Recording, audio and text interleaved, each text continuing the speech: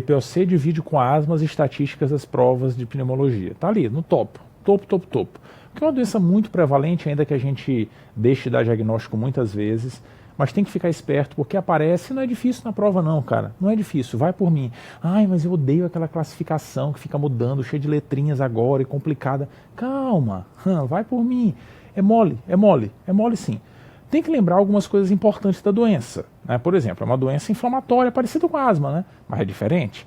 A inflamação aqui tem um predomínio de neutrófilos, e lá na asma a gente falava de inflamação eosinofílica. Lembra disso, né? A asma tem aquela relação muito intensa com a atopia, e aí faz todo esse vínculo com os eosinófilos. Aqui não, aqui a inflamação tem um caráter diferente. E a gente sabe que aqui o grande fator promotor dessa inflamação é o tabagismo. Lembra como é que funciona? O indivíduo inala substâncias tóxicas do cigarro, essas substâncias estimulam uma inflamação por neutrófilos, que liberam uma série de proteases que podem destruir o epitélio alveolar, pequenas vias aéreas e tal.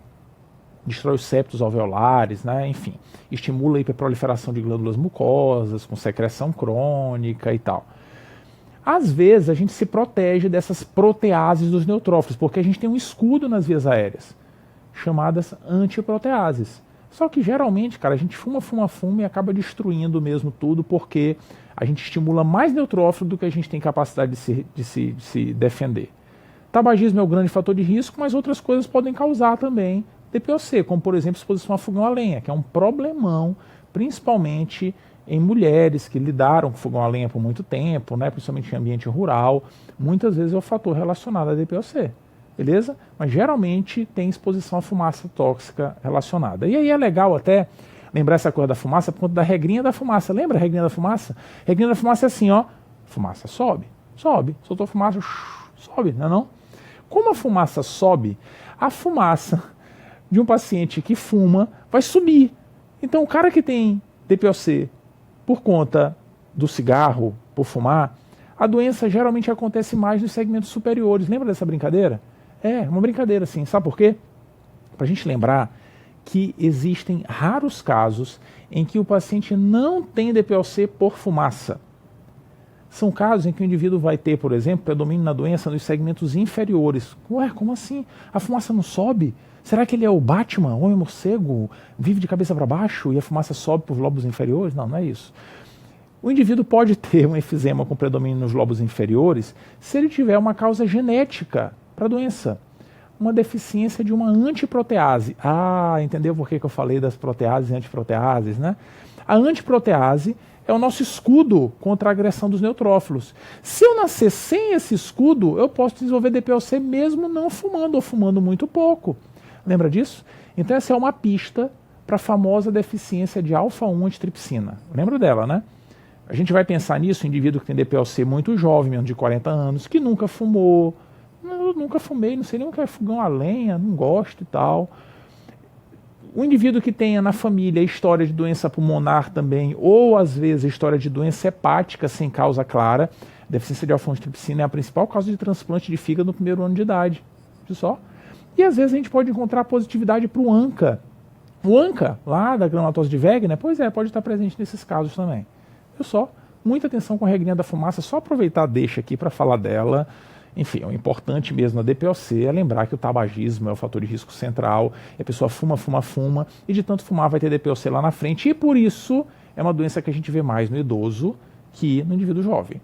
Doença geralmente é assim, é de 50 anos para frente. Antes disso é difícil a gente observar. Difícil. Ela vai aparecendo aos poucos e por isso os sintomas são progressivos, diferente da asma, que os sintomas são episódicos. Beleza? Também como uma diferença até da asma, sintomas são progressivos e tal, mas aqui a gente às vezes observa até a alteração em exame de imagem. Pode ter anormalidade, sim. Pode ter. Muitas vezes a imagem é normal, é assim, bonitinha, normalzinha e tal.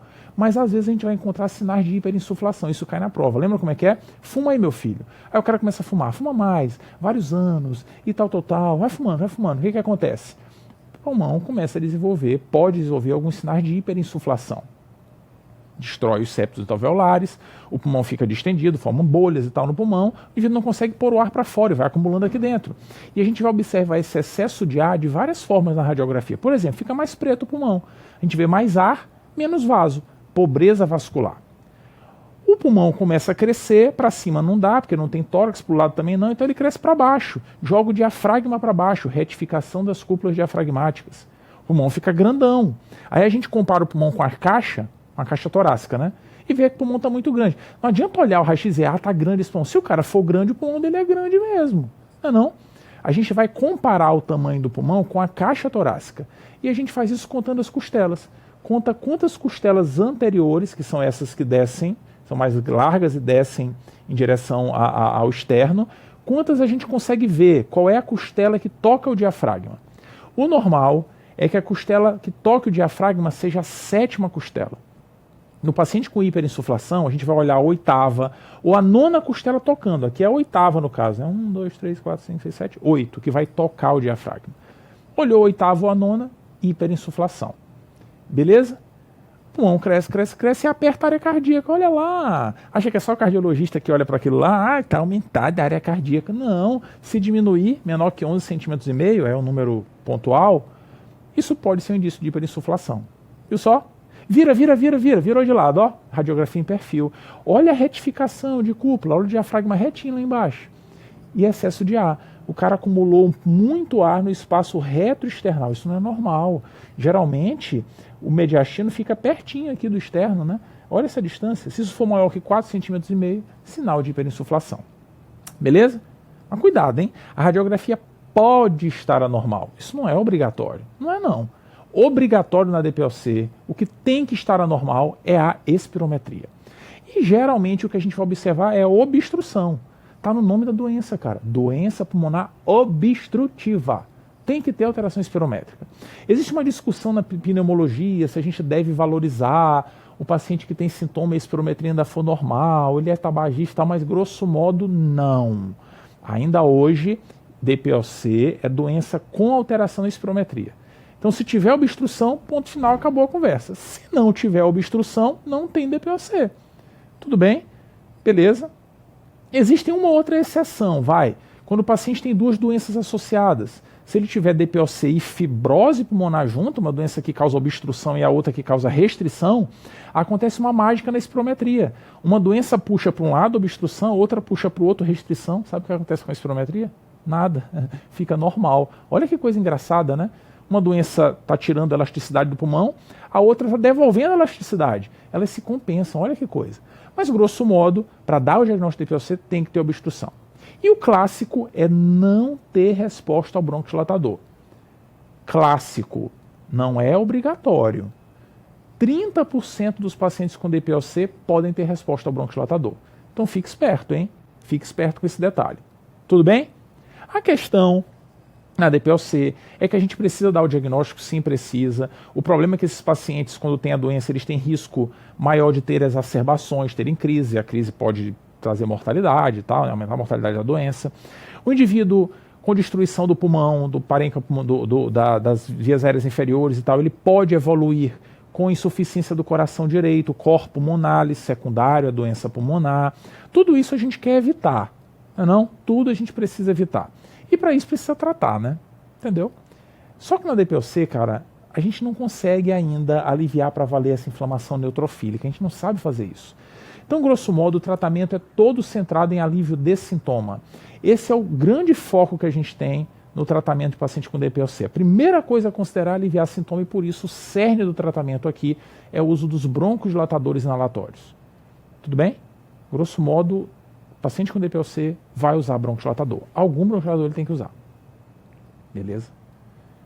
Quanto? Qual? Depende. Depende da gravidade da doença, gravidade da DPOC. Obstrução. Lembra como é que a gente vê a gravidade? Lembra como é? Antigamente era só assim. Hoje, a gente ainda considera a espirometria, mas menos. Mas as provas consideram muito ainda. Então, muita atenção com a espirometria. Precisa lembrar isso aqui. Precisa. Essa classificação é exigida classicamente em questões de DPOC, ainda continua sendo, apesar da gente dar menos bola para ela hoje na vida real. O que essa classificação faz? Ela diz assim, olha, quanto pior for a obstrução, mais grave é a DPOC. Então veja, ele classifica o paciente de 1 leve até 4 muito grave. Todos eles têm obstrução, que é definida pela relação VF1-CVF menor do que 0,7. A gente sabe disso, a gente discute isso em outra aula. Todos têm obstrução. Dependendo do valor do VF1, ele é leve, moderado, grave ou muito grave. Maior ou igual a 80, só tem a relação alterada. Obstrução, mas é leve. Se for menor que 30, muito grave. Entendeu? Essa é a classificação espirométrica. Antes a gente usava isso aqui só para classificar a doença, hoje não. Hoje a classificação é diferente. Lembra como é?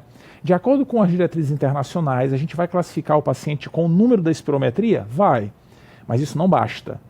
O mais interessante, o mais importante na classificação é fazer a classificação em letras, em 4 grupos, A, B, C e D, que felizmente não vem sendo cobrado na prova. E eu acho que não deve ser mesmo, porque isso é chato pra caramba. Fala sério, que bobeira isso aqui. Isso é bom para pesquisa clínica, isso é bom para a gente uniformizar condutas em alguns grupos de pacientes com DPOC, mas na hora do vamos ver a gente não precisa disso, cara. Não precisa de fato. E as provas felizmente reconhecem isso. Essa classificação, ela na verdade tenta fazer o seguinte. Ela reconhece que o problema da DPOC não é só sintoma. A DPOC tem 2 problemas. São os sintomas interferindo na qualidade de vida e a gente tem que melhorar isso. E as exacerbações. A gente precisa evitar que o paciente tenha crise. E é isso que essa classificação faz. Ela mistura sintomas por uma tabelinha específica, tem várias que a gente pode usar, mas uma delas é o MRC, é sintoma aos esforços grandes, esforços moderados, leve ou em repouso. Quanto maior o número, é menos esforço causando sintoma, é mais dispneia, entendeu? Então 0,1 é pouca dispneia, maior ou igual a 2 é muita dispneia. E usa também a quantidade de exacerbações que o paciente teve no último ano. O cara que teve até uma exacerbação no ano, tá de boa, é possível, tá normal. Teve 2 ou mais, não. Esse cara tem exacerbações com frequência. Se usa o termo exacerbador, que é um termo esquisitão e tal. Se ele teve uma exacerbação grave que precisou ser internado, até já conta como uma exacerbação importante, entendeu? Então é isso que as diretrizes querem fazer. Separar os pacientes pelos sintomas e pelo nível de exacerbações. Por quê? Porque a gente tem que tratar sintoma e tratar as exacerbações. Fabrício, preciso gravar? Eu não aconselho. As provas não têm explorado isso. Pode aparecer na prova? Até pode. Mas, cara, a gente consegue entender e alinhar o tratamento de outra forma. Consegue. Vai por mim que a gente consegue. A questão é assim, ó, todo paciente a gente vai tratar, todo paciente que der o diagnóstico de DPOC tem orientação de usar bronquodilatador. Todo. Que bronquodilatador? Depende. Se ele tiver sintomas só de vez em quando, doutor, eu passo um mês sem sentir nada, não tenho crise nenhuma e tal, ele vai usar bronquodilatador de ação curta, tem sintoma, alivia, pronto, final. Beleza? Se o paciente tiver sintoma persistente, olha, toda vez que eu faço isso eu canso e tal, aí a gente vai ter que considerar um tratamento mesmo regular. Para isso a gente vai utilizar um bronquodilatador de ação prolongada. Ou um beta-agonista ou um anticolinérgico. Tanto faz. Pode escolher um ou outro. Beta-agonista, de ação prolongada, formoterol, salmeterol, os mais velhos e os mais novos, vilanterol, olodaterol, beleza? Tem várias opções. Anticolinérgico de ação prolongada. Antigamente a gente só tinha o tiotrópio, hoje tem outras opções, como o glicopirrone, o meclidine e tal. Então tem outras alternativas. Alguns a gente usa 2 vezes por dia, alguns usam uma vez. Mas enfim, escolhe um e dá para o paciente. Daí a um mês ele volta, 1, 2 meses, doutor, não melhorei. O que eu faço? Dou outro. Entendeu? Ah, Fabrício, naqueles casos assim que o paciente seja muito sintomático, venha tendo muitas crises e tal, a espirometria dele seja muito ruim, eu não posso dar logo os 2? Pode. Como é que eu sei disso? Porque o cara é muito sintomático, tem uma espirometria muito ruim. Não precisa ver tabela, não. Entendeu? Não precisa. Não está tão sintomático, começa com 1. Se tiver muito, começa com os 2 logo. Beleza. Não resolveu. Ele continua um pouco cansado? Pois é, aí a coisa tá feia, porque esses são os principais remédios. Mas a gente pode até tentar usar, por exemplo, uma xantina. Exceção, sabe? Exceção zona. As diretrizes internacionais têm até vergonha e não colocam assim numa planilha grande, botar xantina, não. Mas está escrito no texto lá que é uma opção. A gente pode considerar, principalmente a bamifilina como tratamento adjuvante, mas sabendo que ajuda muito pouquinho. Beleza? Essa é a regra. Ponto. É assim que funciona. Ah, Fabrício, mas o objetivo também não é evitar a exacerbação? Sim, e para isso a gente tem medidas específicas. Para evitar as exacerbações, a gente pode considerar alguns fármacos específicos. Por exemplo, corticoide inalatório. Por muito tempo a gente usou o corticoide com uma regrinha que era assim: a gente usa se o VF1 for menor que 50% e o paciente tiver muitas exacerbações. Hoje em dia é mais rígido o regulamento, a regra para usar o corticoide inalatório. Porque se viu que ele parece que aumenta risco de infecções em alguns pacientes, não parece ser tão bom assim, sabe? Então a regrinha é a gente usar apenas se o paciente estiver com o tratamento já otimizado, com os 2 broncodilatadores principais e tiver tendo exacerbações repetidas. Aí a gente pode considerar o corticoide inalatório. E usa igualzinho usa na asma. Beleza? Pode considerar. Mas tem outras opções. A gente pode considerar também o uso de azitromicina por tempo prolongado. Olha só, isso já foi muito bem estudado. A gente pode usar 6 meses a 1 ano de azitromicina. Esquemas, 500 mg 3 vezes na semana ou 250 mg diariamente. Pode usar, isso geralmente traz uma melhora clínica significativa sem aumentar resistência de germe à infecção. É uma opção. Uma outra possibilidade é usar o roflumilaste, que é o inibidor de fosfodiesterase, mas que a gente usa geralmente para aqueles que já estão todos otimizados no tratamento, está usando tudo já, tudo, está usando os 2 broncodilatadores, corticoide inalatório, não melhora e tem um fenótipo de bronquite crônica, porque esse remédio parece diminuir um pouco a secreção, sabe? Tudo bem? Beleza? Muita atenção com essas orientações de tratamento da DPOC. Grosso modo, essas são as linhas gerais. Para não dizer que não tem uma regrinha a mais assim que se tem orientado, tem uma coisinha só, uma. Lembra que eu falei que os broncodilatadores tanto faz, escolha o que quer começar usando, escolha. Tem uma exceção a essa regra. É que parece que os anticolinérgicos, eles ajudam um pouquinho mais a diminuir a exacerbação.